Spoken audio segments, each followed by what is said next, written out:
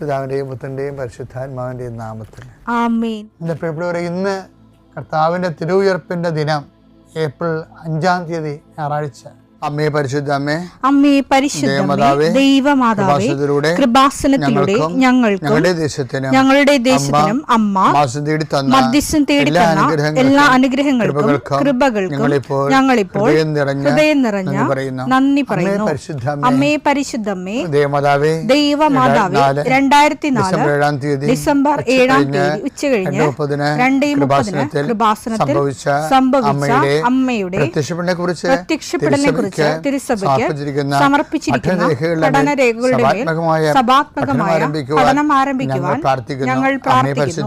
അമ്മേ പരിശുദ്ധമേ, ഭൂസ്വർലോകങ്ങളുടെ രാജ്ഞിയായ അങ്ങേയ്ക്ക് ഭൗമസംരക്ഷണത്തിനായി പ്രപഞ്ചപ്രകൃതിയെ തന്നെ തിരുസഭ പ്രതിഷ്ഠിക്കുവാൻ ഈ പ്രത്യക്ഷീകരണം വഴി ഇടയാക്കണമേ. പരിശുദ്ധമേ, ജപമാല മാതാവേ, സകല കൃപാസനം പ്രാർത്ഥനയോടും ചേർത്ത് ഞങ്ങളിപ്പോൾ പ്രാർത്ഥിക്കുന്ന ഈ കുടുംബത്തിന്റെ പ്രത്യേക നിയോഗം പറ മക്കളെ.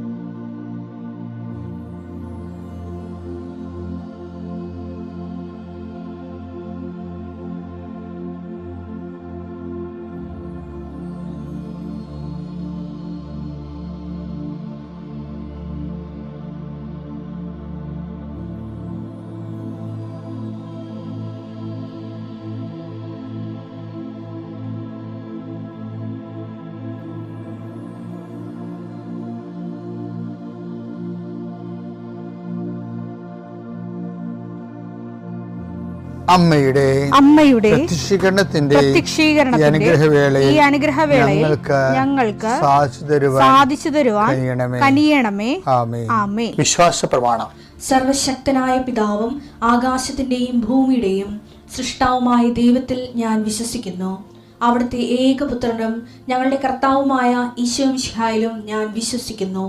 ഈ പുത്രൻ പരിശുദ്ധാത്മാവിനാൽ ഗർഭസ്ഥനായി കന്യകാമറിയത്തിൽ നിന്ന് പിറന്ന് പൊന്തിയോസ് പീലാത്തോസിന്റെ കാലത്ത് പീഡകൾ സഹിച്ച് കുരിശിൽ തറയ്ക്കപ്പെട്ട് മരിച്ച് അടക്കപ്പെട്ട് പാതാളങ്ങളിൽ ഇറങ്ങി മരിച്ചവരുടെ ഇടയിൽ നിന്ന് 3-ാം നാൾ ഉയർത്ത് സ്വർഗത്തിലേക്ക് എഴുന്നള്ളി സർവശക്തിയുള്ള പിതാവായ ദൈവത്തിന്റെ വലതുഭാഗത്തിരിക്കുന്നു. അവിടെ നിന്ന് ജീവിക്കുന്നവരെയും മരിച്ചവരെയും വിധിക്കുവാൻ വരുമെന്നും ഞാൻ വിശ്വസിക്കുന്നു. പരിശുദ്ധാത്മാവിലും ഞാൻ വിശ്വസിക്കുന്നു.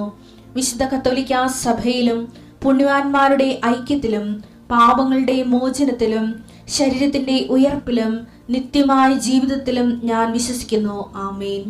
സ്വർഗ്ഗസ്ഥനായ ഞങ്ങളുടെ പിതാവേ, അങ്ങയുടെ നാമം പൂജിതമാകണമേ. അങ്ങയുടെ രാജ്യം വരണമേ. അങ്ങയുടെ തിരുമനസ് സ്വർഗത്തിലെ പോലെ ഭൂമിയിലും ആകണമേ. അന്നു വേണ്ടുന്ന ആഹാരം ഇന്ന് ഞങ്ങൾക്ക് തരണമേ. ഞങ്ങളോട് തെറ്റ് ചെയ്യുന്നവരോട് ഞങ്ങൾ ക്ഷമിക്കുന്നത് പോലെ ഞങ്ങളുടെ തെറ്റുകൾ ഞങ്ങളോടും ക്ഷമിക്കണമേ. ഞങ്ങളെ പ്രലോഭനത്തിൽ ഉൾപ്പെടുത്തരുതേ, തിന്മയിൽ ഞങ്ങൾ രക്ഷിക്കണമേ. ആമേൻ. നന്മ നിറഞ്ഞ മറിയമേ, സ്വസ്തി. കർത്താവ് അങ്ങയുടെ കൂടെ സ്ത്രീകളിൽ അങ്ങ് അനുഗ്രഹിക്കപ്പെട്ടവളാകുന്നു. അങ്ങയുടെ ഉദരത്തിൻ ഫലമായി ഈശോ അനുഗ്രഹിക്കപ്പെട്ടവനാകുന്നു. പരിശുദ്ധ മറിയമേ, തമ്പുരാന്റെ അമ്മേ, പാപികളായ ഞങ്ങൾക്ക് വേണ്ടി ഇപ്പോഴും ഞങ്ങളുടെ മരണസമയത്തും തമ്പുരാനോട് അപേക്ഷിക്കണമേ. ആമേൻ. കർത്താവിന്റെ തിരുവുദ്ധാനം അനുസ്മരിച്ചുകൊണ്ട് പ്രാർത്ഥിക്കുന്നു. ഈശോ, ഏറ്റവും വലിയ പ്രാർത്ഥന, നിന്റെ തിരുവുദ്ധാനം ഞങ്ങൾക്ക് മനസ്സിലാക്കി തരണം. എത്ര ജന്മങ്ങൾ ഇവിടെ കടന്നു പോയാലും നീ ഞങ്ങൾക്ക് വേണ്ടി ചെയ്തതും നിന്റെ ജീവിതത്തിൻ്റെ രഹസ്യങ്ങൾ ഞങ്ങൾക്ക് മനസ്സിലാക്കി തരണമെങ്കിൽ പരിശുദ്ധാത്മാവിൻ്റെ നിറവ് വേണം. ഈശോയെ, നിന്റെ തിരുവുദ്ധാനത്തിൻ്റെ അന്തരാത്മാവിനെ അനുഭവിക്കാനുള്ള പരിശുദ്ധാത്മാവിൻ്റെ നിറവിനാൽ ഞങ്ങൾ അഭിഷേകം ചെയ്യണമേ എന്ന് പ്രാർത്ഥിക്കുന്നു.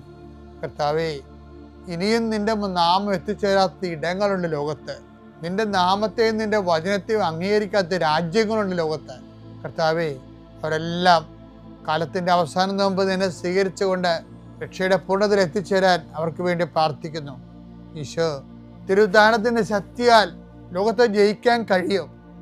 പക്ഷേ വൈരാഗ്യം, വിദ്വേഷം, ചതി, പരസ്പരമുള്ള ജയപരാജയങ്ങൾ, ലോകത്തിൻ്റെ ശക്തിക്ക് അടിപ്പെട്ടു പോയ അവസ്ഥകൾ മൂലം അകന്നുപോയ ഭാര്യാഭർത്താക്കന്മാർ, ഇങ്ങനെ പല തിന്മകൾ കിടക്കുന്ന ഒരു കർത്താവെ, നിൻ്റെ തിരുവുത്ഥാനത്തിൻ്റെ ശക്തി ആസ്വദിക്കാനും ആവഹിക്കാനും പങ്കാളികളാകുവാനും എല്ലാം ക്ഷമിക്കാൻ, കുടുംബത്തെ ഐക്യപ്പെടാൻ ഇടയാക്കണമെന്ന് പ്രാർത്ഥിക്കുന്നു. അകന്നു നിൽക്കുന്ന മാതാപിതാക്കന്മാർ ഐക്യപ്പെട്ട് ജീവിക്കാൻ കർത്താവിൻ്റെ നാമത്തെ ആശീർവദിക്കുന്നു. കർത്താവ് തിരുവുദ്ധാന സന്തോഷം എല്ലായിടത്തും ഉണ്ടെങ്കിലും ചില വീടുകളിൽ സന്തോഷമില്ല. സാമ്പത്തിക തകർച്ചയുണ്ട്, കേസ് അകപ്പെട്ടിരിക്കുന്നവരുണ്ട്, പരീക്ഷാ ഭീതികളുള്ളവരുണ്ട്, പലതരത്തിലെ റാങ്ക് ലിസ്റ്റ് ക്യാൻസലാകുന്ന ആശങ്കപ്പെടുന്നവരുണ്ട്. ഇങ്ങനെ ഓരോരോ തരത്തിലുള്ള വേവരാതികളും വേദനകളെ കർത്താവ് നിന്നോട് കുരിശിനോട് ചേർത്ത് വെച്ചുകൊണ്ട് നിന്റെ തിരുവുത്ഥാനത്തിൻ്റെ മഹത്വത്തിൽ അവരെയും പങ്കാളിയാക്കണമെന്ന് യേശുനാമത്തെ പ്രാർത്ഥിക്കുന്നു. പിതാവും പുത്രനും പരിശുദ്ധാത്മാവായ സർവേശ്വരൻ നീക്കുവാമേ. ഞാനെപ്പോഴും ഓർക്കുകയും എനിക്ക് ഏറ്റവും ഇഷ്ടം ഈ പത്രോസിനെയാണ്. എന്താ കാര്യം വെച്ച് കഴിഞ്ഞാൽ അയാളെ ഈ കുറേ മനുഷ്യർ അദ്ദേഹത്തെ വെറുതെ എടുത്തു ചാട്ടക്കാരനായിട്ട് പറയും. അദ്ദേഹം ഒരു എടുത്തുചാട്ടക്കാരനുമല്ല. അദ്ദേഹത്തിന് എന്താ വെച്ചാൽ അദ്ദേഹം എടുത്തുചാട്ടക്കാരനാണ്. ഇങ്ങോട്ടല്ലേ ഈ ഇന്നലെ കയറി വന്ന പൗലോസ് കൂട്ടത്തിൽ വെച്ച് അങ്ങയുടെ ഫരിസേയമായ ഒരു തണ്ടര് കാണിക്കുന്നുണ്ട് പത്രോസിൻ്റെ അടുത്ത്. പക്ഷെ ആ സമയത്ത് പത്രോസ് കാണിക്കുന്ന സൗമ്യത കണ്ടു കഴിഞ്ഞാൽ നമുക്ക് തന്നെ പൗലോസിനോടൊരു നീരസം തോന്നും. ഇവൻ ഇന്നലെ കയറി വന്ന ആളല്ലേ. എന്നിട്ട് കർത്താവ് അധികാരം ഏൽപ്പിച്ചതിനോടൊക്കെ കൊണ്ട് കൈ ചൂണ്ടി സംസാരിക്കണില്ല അത് വരുന്നു. അപ്പോൾ എനിക്ക് പൗലോസിനോട് അന്നും ഇന്നും ഒത്തുതീർപ്പ് വന്നിട്ടില്ല. ശരിക്കും പ്രബോധനം ഭയങ്കര ഗംഭീരമാണെങ്കിലും സ്വഭാവം എനിക്ക് അത്രയ്ക്ക് പിടിച്ചിട്ടില്ല. കാര്യം നമ്മൾ എടുത്തുചാട്ടക്കാരെന്ന് ഒരു ബ്രാൻഡ് ചെയ്തിരിക്കുന്ന ആള് പക്ഷേ എടുത്തുചാട്ടം കാണിക്കേണ്ടത് ഇവിടെയാണ്. പക്ഷേ ആ മനുഷ്യൻ കർത്താവിൻ്റെ എല്ലാവിധ പക്വതയോടും കൂടിയാണ് പൗലോസ് കൂട്ടത്തിൽ വെച്ച് അദ്ദേഹത്തെ അധിക്ഷേപിക്കുമ്പോൾ അദ്ദേഹം ആ വിഷയത്തെ സംയമനത്തോടെ കരുതുന്നത് എന്താണ്? അതാണ് പുനരുത്ഥാനത്തിൻ്റെ സാക്ഷി എന്ന് പറയുന്നത്. പുനരുത്ഥാനത്തിൻ്റെ സാക്ഷി പത്രോസ് കണ്ടതുപോലെ വല്ലതും ആരെങ്കിലും കണ്ടോ? പത്രോസ് കർത്താവിനോട് സംസാരിച്ച പോലെ ആരെങ്കിലും സംസാരിച്ചോ? ആർക്കെങ്കിലും അവസരം കിട്ടിയോ? ആർക്കെങ്കിലും കർത്താവ് വാതിൽ തുറന്നു കൊടുത്തോ? ഇല്ല. ഈ മനുഷ്യൻ ഭയങ്കരനാണ്. ഈ മനുഷ്യനാണ് ഒരിക്കൽ പറയണതേ, ദേവാലയത്തിലേക്ക് 9-ാം മണിക്കൂർ പോകത്തില്ലേ പ്രാർത്ഥിക്കാൻ വേണ്ടി പോകുമ്പോൾ ഒരു മുടന്തൻ കൈ നീട്ടും. അപ്പം കൈ നീട്ടുമ്പോൾ ഈ മനുഷ്യൻ അറിയാതെ പണ്ടത്തെ ഓർമ്മയ്ക്ക് പണ്ട് കുറേ കാശുണ്ടായിരുന്ന ആളാണ്. കാര്യം എൻ്റെ വെള്ളത്തിൻ്റെ ഉടമസ്ഥനായിരുന്നു. ഇപ്പം കർത്താവ് വിളിക്കണമ്പോൾ കാശ് ഇതിൽ കിടന്നിട്ട ആളാണ്. പക്ഷേ കർത്താവിനെ സ്വീകരിച്ചപ്പോൾ കർത്താവ് എന്ത് ചെയ്യുമെന്ന് വെച്ച് കഴിഞ്ഞാൽ പെട്ടി പത്രോസിനും താക്കോല് യൂദാസിനും കൊടുത്തു. അതൊരു വല്ലാത്ത ഒരു സംഘർഷമായിരുന്നു പത്രോസിൻ്റെ ജീവിതം മുഴുവനും. അധികാരമില്ല പത്രോസിന്, താക്കോല് യൂദാസിന്. എങ്ങനെ വർക്കൗട്ട് ചെയ്യും? അപ്പോസ്തലന്മാരെല്ലാം കമ്മ്യൂണിറ്റി കണക്ഷൻസും കാര്യങ്ങൾ എന്തെങ്കിലും അവർക്ക് ആവശ്യമുണ്ടെങ്കിലൊക്കെ പറയണതെല്ലാം പത്രോസിനോട്. പക്ഷെ കൊടുക്കേണ്ടതാരാണ്? യൂദാസ് കൊടുക്കുക. ആ കള്ളനായതുകൊണ്ട് യോഹന്നാനെ എടുത്ത് പറയുന്നുണ്ട് ആ പെട്ടിയിൽ നിന്ന് വീഴുന്ന കാശൊക്കെ അവൻ അടിച്ചു മാറുന്നുണ്ടായിരുന്നു.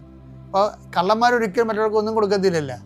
അപ്പോൾ അപ്പോസ്തലന്മാർ നരകിച്ച നിറഞ്ഞ ഒതുങ്ങിയൊരു ജീവിതമാണ് അപ്പോസ്തലന്മാർ.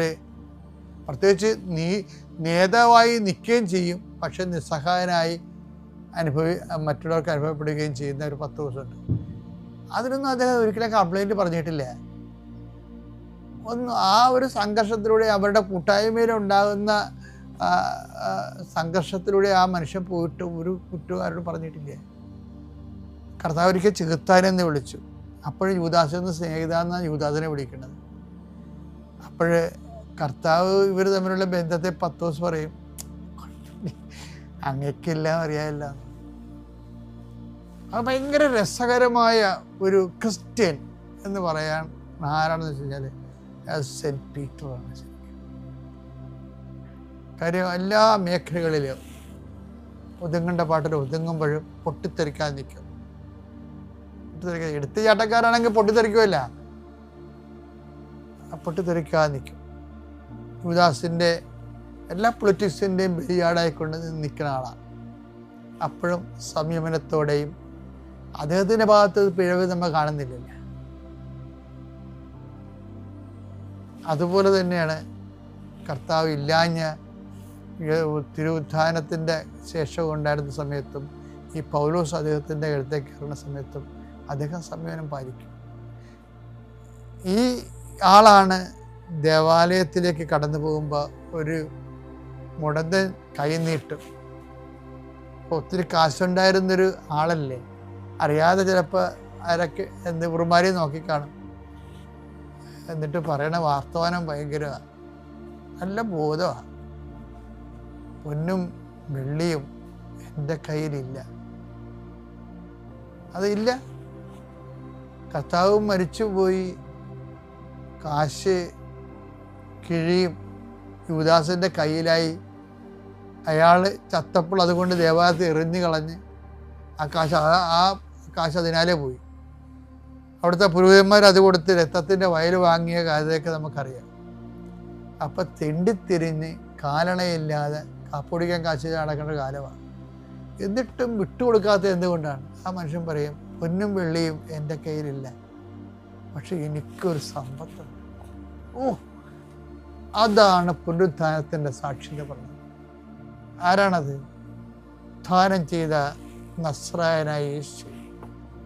Stand up in the name of Jesus. അതിനേക്കാൾ വലിയ ലോകാത്ഭുതം ഉണ്ടാകും. അപ്പോസ്തല പ്രവർത്തനം 3:6. പത്രോസ് പറഞ്ഞു, വെള്ളിയോ സ്വർണമോ എന്റെ കയ്യിലില്ല. എനിക്കുള്ളത് ഞാൻ നിനക്ക് തരുന്നു. നസ്രായനായ യേശുക്രിസ്തുവിന്റെ നാമത്തിൽ എഴുന്നേറ്റ് നടക്കുക. എൻ്റെ ഈ പൊന്നില്ല, വെള്ളിയില്ല, എനിക്ക് പേരില്ല, പകിട്ടില്ല, പത്രാസില്ല, പാരമ്പര്യമില്ല, പക്ഷെ എനിക്കൊരു കാര്യമുണ്ട്.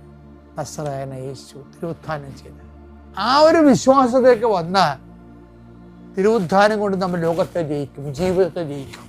പത്രോസിനെ പോലെ തിരുവുത്ഥാനം കൊണ്ട് ജീവിതത്തെ ജയിക്കാൻ കർത്താവ് നിങ്ങളെ സഹായിക്കട്ടെ. Happy Easter.